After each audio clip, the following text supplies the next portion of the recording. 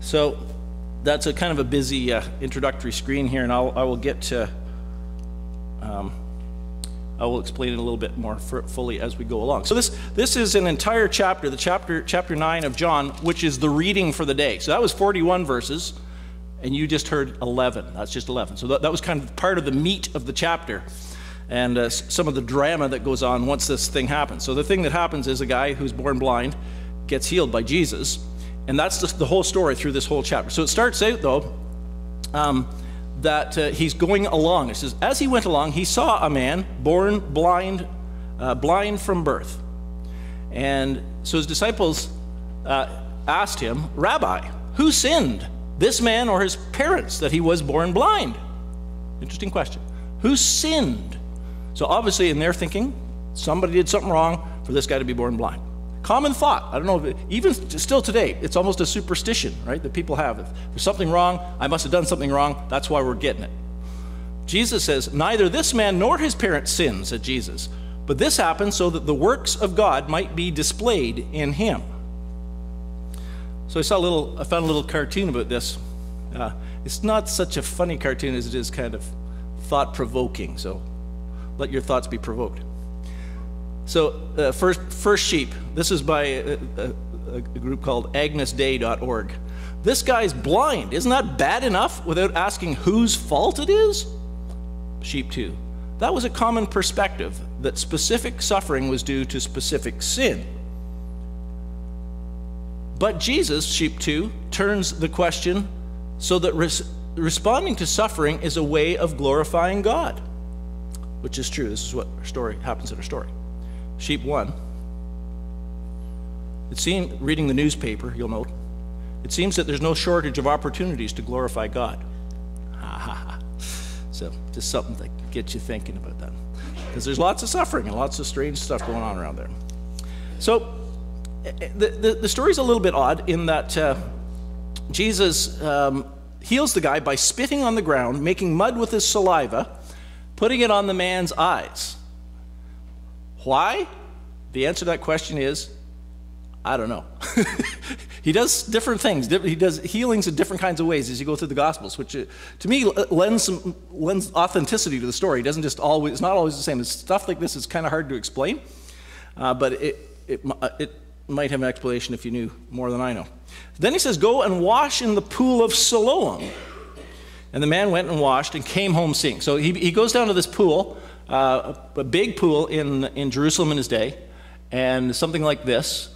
This is an artist's conception, really, of it washes off, and he goes home seeing. So just of interest in this pool of Siloam, this is, the pool of Siloam was discovered, again, in 2004. So we're talking about over 2,000 years later, they found it where it actually was. So it's buried beneath the ground in Jerusalem, south of the Temple Mount there. They actually started to uncover it, then they had to cover it back up again because they had all kinds of infrastructure like this pipe here that they had to protect or rebuild around or something like that, and then they dug it back down again. So, but it's kind of cool. There's so many amazing archaeological discoveries, but this has been verified to have been the actual pool of Siloam. So the guy comes out of the pool and he can see. And of course, that's in this chapter, that's a big, everybody's shocked and surprised and amazed. It says, first it's his neighbors and those who had formerly seen him begging said, isn't this the man we used to see sit and beg? And some said he was, some said he isn't. And he says, no, I'm the guy. And how were your eyes opened? He said, the man they call Jesus made some mud, put it on my eyes. He told me to go to Siloam and wash. So I went and washed, and then I could see. He just keeps telling this story over and over again. And they said, where is this man? They asked him. I don't know, he said. So he doesn't know much about Jesus, but he's got healed by Jesus, and he was blind, and now he sees, which is, of course, one of the plot lines here. So then it says they took him to the Pharisees. The Pharisees are in their minds some experts on God. They're experts on religion. They're experts on the law. They want to show the Pharisees this remarkable miracle. But the Pharisees do not take kindly to it as the story unfolds, and they ask the guy how this happened. He put mud in my eyes. I washed. Now I see. Then they said, some of the Pharisees said, this man is not from God, for he does not keep the Sabbath. See, this all happened on a Sabbath. And as you know, the law of Moses said, you should remember the Sabbath day to keep it holy, don't do any work. And they had expanded that by this point. They had like 40 minus one things that you weren't allowed to do, like thread a needle, and how far you could go from the house was a stone's throw away, so that you couldn't be considered to have been working that day. And they had all these rules to kind of guard the Sabbath. They called it the fence around the law, they called it. And then they strictly adhered to that and demanded everybody else do likewise.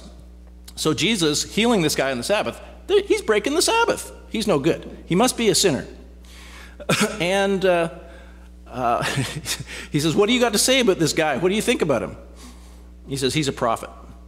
So the Jews still don't believe that he's blind, so they call his parents in. His parents vouch. They're afraid to say much, but they just say, yeah, that's our son. Yeah, he used to be blind, now he sees. I don't know how that happened. Because they're afraid, it says they're afraid they're going to put him out of the synagogue. And then we came to the part that we read today, and they bring him back in, but they won't listen to him. No matter, he just keeps saying the story again. He says, whether he is a sinner or not, I don't know. One thing I do know, I was blind, but now I see. And sometimes that's all you can say, right? That's all he knew. I was blind, now I see, which is this famous line which is in Amazing Grace. I once was blind, but now I see, and there are other hymns that have that in it. So, and it's kind of almost part of our thinking now. I once was blind, but now I see. It's kind of in our cultural background and cultural mindset. But it's right from this. It's John 9, verse 25. And so then it says that they got really ticked off with him. They hurled insults at him.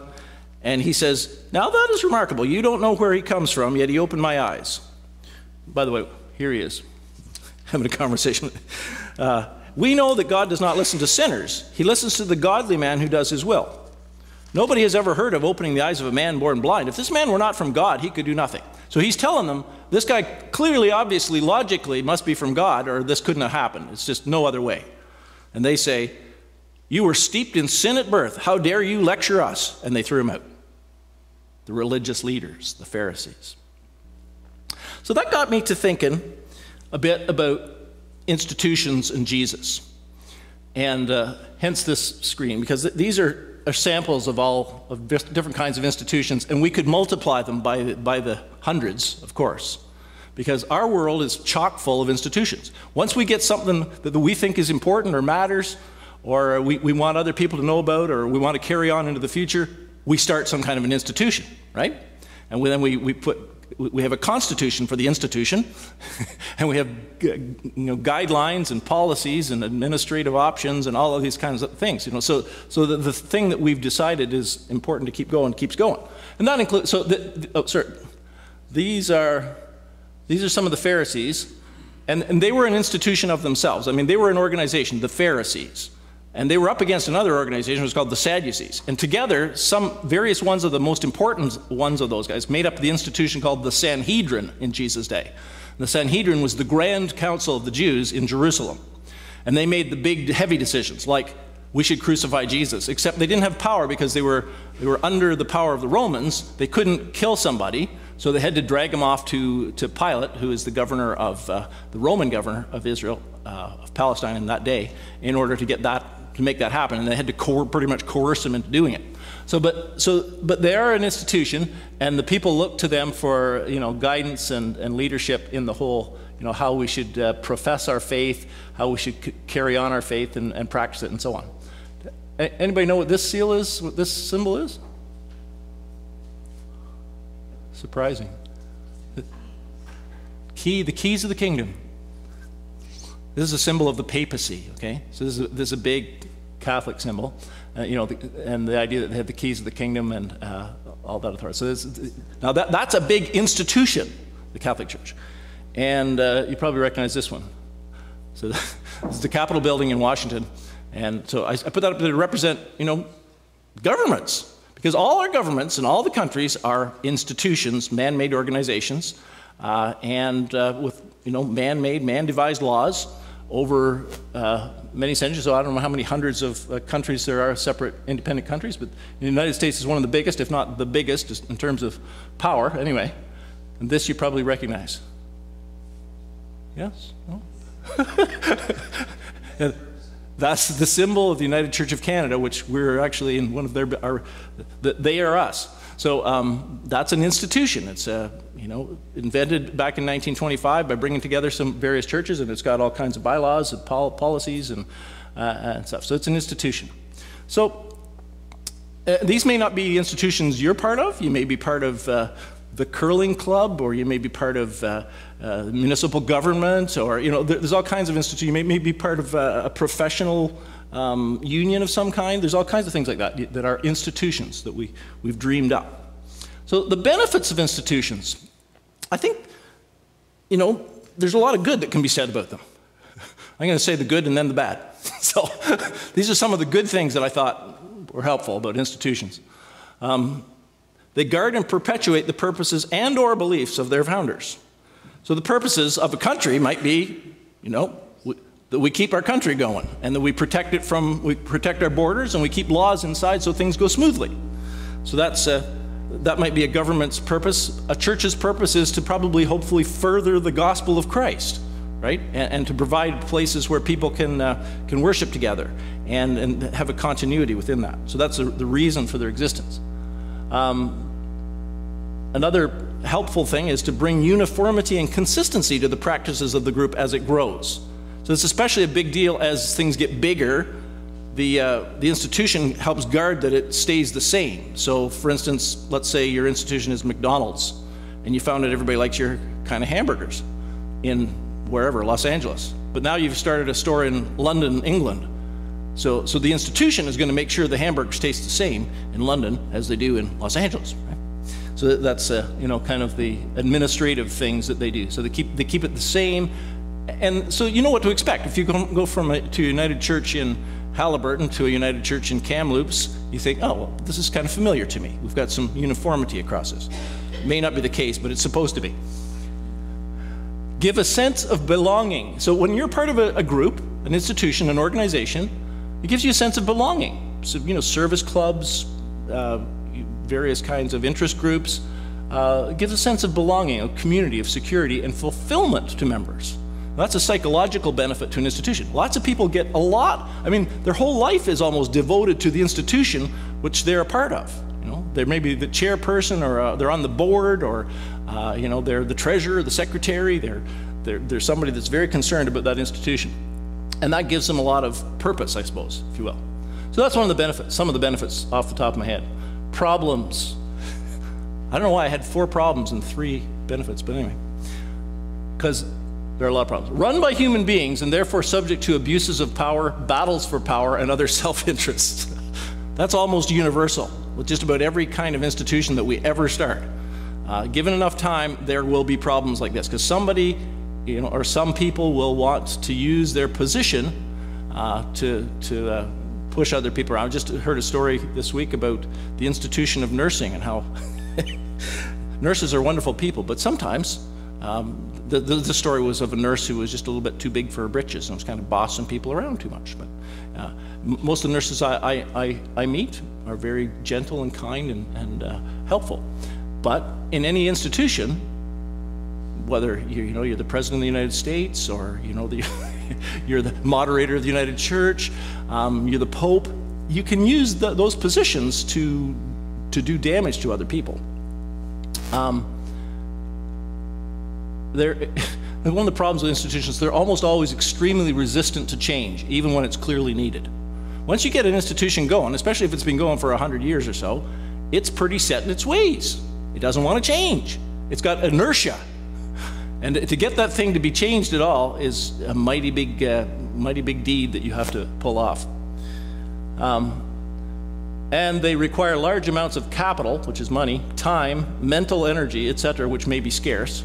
So anybody that's if you're part of an institution, they're always scrambling for volunteers and to get people to be more involved with the board and whatever. Same with government, same with, we scramble to keep people interested in the institution of democracy. I just heard some of us listen to a little bit of the news from the States lately. They were talking about the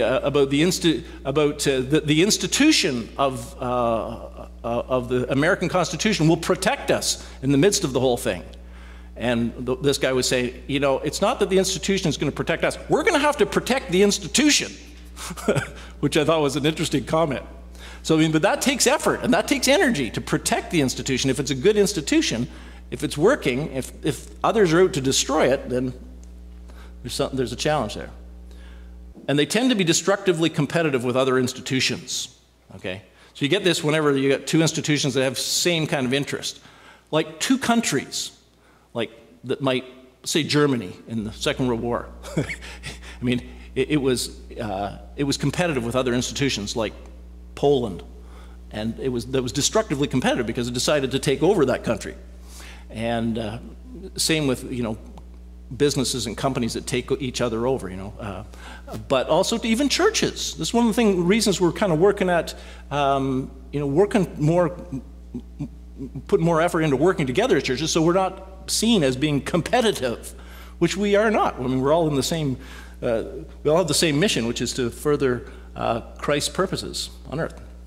So I'm saying that because I think this is important in our day and age. We have a lot of institutions, and a lot of people are skeptical about them, but they have their benefits, but they also have their problems. So in our story, of course, this is an institution where there was a whole lot of abuse. So this guy who Jesus clearly healed, they will not accept. And they will not accept him or his healing, and they are cursing him and insulting him, and then finally they cast him out. It doesn't say the synagogue, but it's implicit that they throw him out of the synagogue. So he's not even supposed to come and worship and be with the rest of God's people because he's so out to lunch. The thing about Jesus and the things that he did weren't really much kind of on the inside of the institution of his day. He was very much on the periphery and bouncing around the edges, as you can see here. And at the end of the day, the institution, which he was, you know, by birth part of, the Jewish institution and faith and religion, he gets pulled up in front of them, the main authorities, and condemned to death and sent over to Pilate, so he will be put to death, and that's what happens. And in the meantime, he's at odds with the institution a lot. I just read, not just, a few years ago, I read a book, and I kind of touted it here a little bit. It was by Bruxy Cavey, who's a pastor from down in southern Ontario. And he wrote a book, The End of Religion. The End of Religion. And his thesis in this book is that Jesus basically came to bring about the end of religion, which you may find surprising. But if you read he bases a lot of it on the Gospel of John in this kind of chapter where Jesus is so at odds with the religious practice of his day. And another, for instance, remember the wedding in Cana of Galilee where they ran out of wine? And there were these great big jugs that were for ceremonial washing. They were filled with the holy water for purifying people, ceremonially purifying people, which is a big deal in their faith. Jesus says, fill them right up. They filled them right up. And then he changes it into wine so they can drink it at the wedding. That could have been seen as a little bit of an affront by some. I can assure you that it was. You know, so this is how he's kind of flying in the face of religion, but he's establishing something else. And he's not kind of arrogantly decrying it or putting it down. He works within the system a lot. I mean, he honors the system. He honors the priests. He honors the Pharisees and their teaching. He honors the scribes. He just doesn't always agree with them. And he just sets them straight. So where does that leave us? And I think it leaves me and the rest of us who want to follow Jesus walking a tightrope a little bit. Because you and I are in the system. We're in the world. We're in organizations. We're citizens of a country. But we're also followers of Jesus. And, you know, you can tip one way or the other. Sometimes people, we're tempted to just kind of throw ourselves so completely into the system or the institution that we leave behind our heart's desire and our principles and our first love, the guidance of Christ. And other times we're so right, we're so followers of Jesus that we just, you know, we're in the face of the authorities to a too great a degree. And, you know, so I find that it's a bit of a tightrope. For instance, I'm in the United Church of Canada, which, you know, I have a love-hate relationship with.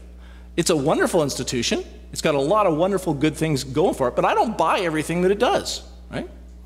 Fortunately for me and for all of us in the United Church of Canada, it's what you call a big tent organization. It's got an awful lot of viewpoints contained in it, and we tolerate each other pretty well. So that's a good thing we can say about it. But, you know, so I'm in agreement with some things, and I'm in disagreement with some things. But at the end of the day, I want to follow Jesus. But there are people that will want to cast aside all institutions and say, you know, we don't even need those, and I don't need any church to go worship, etc. And you know, technically you don't, except see. So all the churches, whether it's the Roman Catholic or all the the Anglicans, the Lutherans, the Baptists, the Presbyterians, we're all human institutions, and we have our way of doing things, which is fine as long as we understand that it isn't the only way. Jesus does say some stuff that we're called to do, which I think is not even religion. It's just, Jesus says, get together, be a community of love, serve one another, serve the world around you and bless it, make disciples, baptize them, you know, share the bread and the wine. There's a few core things that Jesus clearly tells us to do. How to do them? He leaves it kind of up in the air, doesn't he? Do we have to do it every Sunday morning? No, but you know, it's convenient, so we do. That's part of our institution. Do we have to sit in pews? No. Some people sit in circles. Some people sit in soft seats. You know, there's no the Bible says nothing about any of that. It doesn't, which is interesting.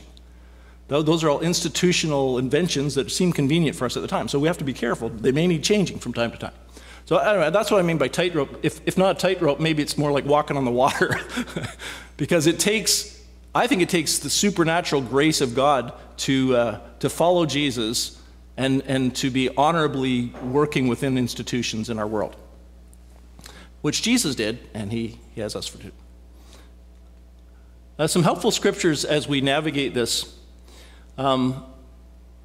Jesus, in his prayer, this is his big prayer just the night before he dies. In praying to the Father, he says, "They are not of the world, even as I am not of it." You've probably heard it said, "We are in the world, but not of the world." That scripture, that's not a scripture, but this is. It's based on this. This teaching of Jesus, or this prayer of Jesus. He says, "They are not of the world, even as I am not of it." So if we belong to Jesus, we don't really belong to the world in a sense. Now, we're part of the world. We're called to participate in the world. We're to do our part in the world, but it's not our final home. We're not citizens of this world or citizens of the kingdom of God. And then Peter, in one of his letters, says, "Submit yourselves for the Lord's sake to every authority instituted among humanity." Okay. That's very respectful, very humble, to submit yourselves to every... Now, this is particularly about governing authorities in the land, but it could be applied to pretty much any institution.